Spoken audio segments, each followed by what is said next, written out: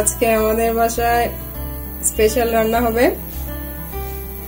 মুরগির মাংস ভুনা আর হচ্ছে ভুনা খিচুড়ি।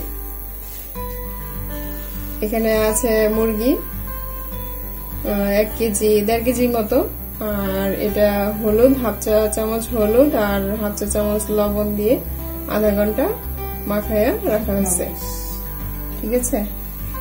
আর অল্প একটু শুকনো মরিচের গুঁড়া।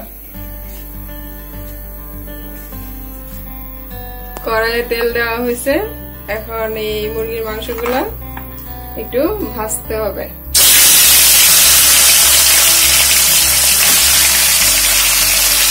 আজকে আমাদের বাসায় বিশেষ অতিথি আছে, তো উনি হচ্ছে আমাদের বড় বোনের জামাই।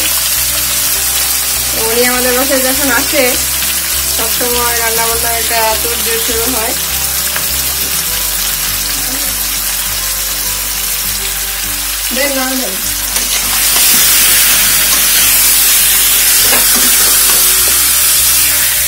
আপনারা দেখতে পাচ্ছেন মুরগির মাংস, দেখতে পাচ্ছেন মাংসের পর আলুগুলো কষানো হয়ে গিয়েছে, প্রায় 10 থেকে 15 মিনিট এটাকে কষানো হয়েছে। এখন আমরা দিয়ে দিব অল্প পরিমাণ ঝোল। এর জন্য আমরা একটু গরম পানি নিয়ে দিলাম। এই যে এটা আমি একটু গরম পানি দিয়ে দিচ্ছি, 1.5 কাপের মতো আমি গরম পানি দিয়ে দিলাম।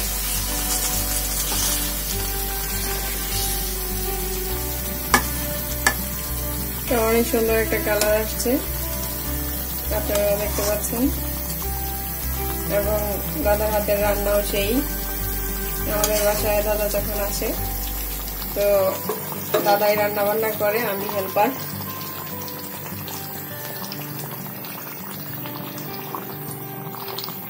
এই পর্যায়ে আমরা আরো 5 মিনিটের মতো রান্না করব। এখন আমরা দিয়ে দিচ্ছি 3টা কাঁচামরিচ ফালি, এতে তরকারির ফ্লেভারটা আরো সুন্দর হবে।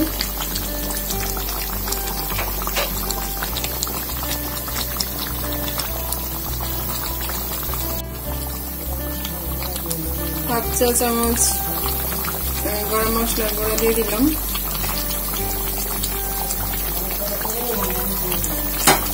এখন এটাকে একটু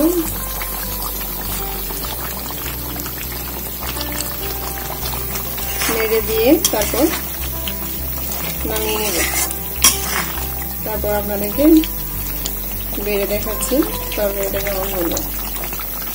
আর আলুগুলো এরকম সাইজ নেওয়ার চেষ্টা করবেন। এই আলুগুলো খেতে কিন্তু খুবই দারুণ, নতুন আলু, একদম রসমালাইয়ের মতো খেয়ে ফেলবেন কাপাটা।